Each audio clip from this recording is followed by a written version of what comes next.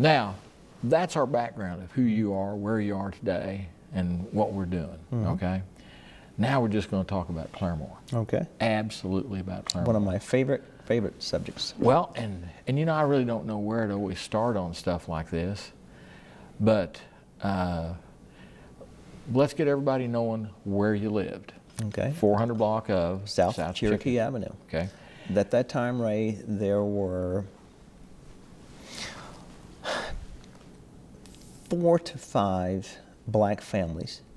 No, I take it back. As I think about it now, maybe as many as 10 black families that lived on the 2 blocks of Cherokee and one back to the west. Let's just talk about names. Okay. That's part of history. Oh, you're going to now, for everybody that doesn't know Claremore, there's a South Cherokee and a North Cherokee, and the strange thing about Claremore is the 100 block is between the 2nd Street and 3rd Street going south, and the 100 block on going north on Cherokee is between 3rd and 4th Street.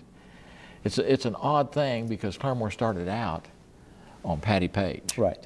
1st Street. What is now Patty Page. That's right, what is now Patty Page, and something burned or something happened, and all of a sudden 3rd Street became, so it's just odd, you know, you're sitting between 3rd and 4th and you're in the 100 block. So we're 4 blocks from Main Street. Correct. And at that time, when the house that we lived in, I grew up in, as I understand it from my parents, was physically moved from another location. My father bought it and moved it to South Cherokee Avenue to be placed adjacent to his father and mother, Prof. Jones. Prof. Jones. Just to the south of their house. Just to the south of their house. Now, I had alluded earlier to the fact that there was a small number of black families living on the 2 streets, and unfortunately I can't remember the street to the west, but my street was Cherokee Avenue, the one just immediately to the west. Missouri, correct. Yeah. There were... Let's start on Cherokee first, from, let's say, Patty Page. I'm working my way down. Okay. Or better yet, let's start up at the end of the curve, where Cherokee, South Cherokee, curves back over into Muskogee. Right. Okay? Right. On the east side of the street, on the corner, yeah. When I was growing up, that house belonged to somebody that I cannot remember. Okay. But in subsequent years, Roshan White and his wife, Bernice White, bought and moved into that house there on the corner. And they live there today. And they live there today. Okay. Now, directly to the north, next door, is the home of Roshan's parents, William... And we're talking your childhood. Well, my childhood. Yes. William White was the father, and Audrey White was the mother. The Whites had, and let me try to count this as I go, sons and daughters. The sons were William, Randolph, Jerry, Cruz, and Roshan. Yeah. And the daughters and you were... actually got the ages. That's not the I order don't of think age. they're in chronological order No, at all. not at all. This is in memory. Yes. The daughters were Dorothy and Vanilla. Vanilla. Who looked just like Elizabeth Taylor. Vanilla. Vanilla White. Vanilla White. How would you ever know? But these are interesting people and names because that White family was always around as I was a kid. Sure. Always around. And of course, Randy was a year older. And, you know, we all mourn the fact that, you know, a couple of years out of high school, he died.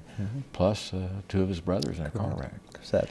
Now let's move on down, just sort of hit names and houses that you remember. As I remember, the lady who lived in the home directly opposite of my house, which was due east of my house, was, as I remember, Mrs. Marina. That's all I remember. And then the next going north was Mrs. Delilah King. And next to Mrs. King was Mr. Martin. Now, Mr. Martin was a very, very intriguing individual in my childhood because he was clearly part black and part Indian.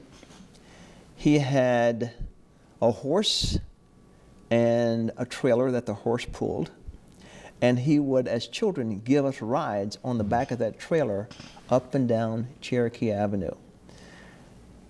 And he was a very philosophical man. I don't know what he did for a living. I have no idea. All I remember is the day that I left Claremore to go away to law school, I tried to make it a point of visiting every house I could visit before I left town.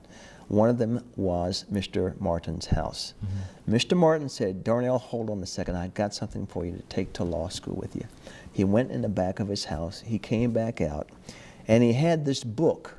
It was about this thick, about like this. It was a book on contract law. Opened the book, and it had been sitting there evidently for so long. You know the story about the bookworm? Yeah. There was literally a bookworm inside, had eaten out a hole in the page, Oh, and man. was sitting in there dead, Yeah. but sitting in that book.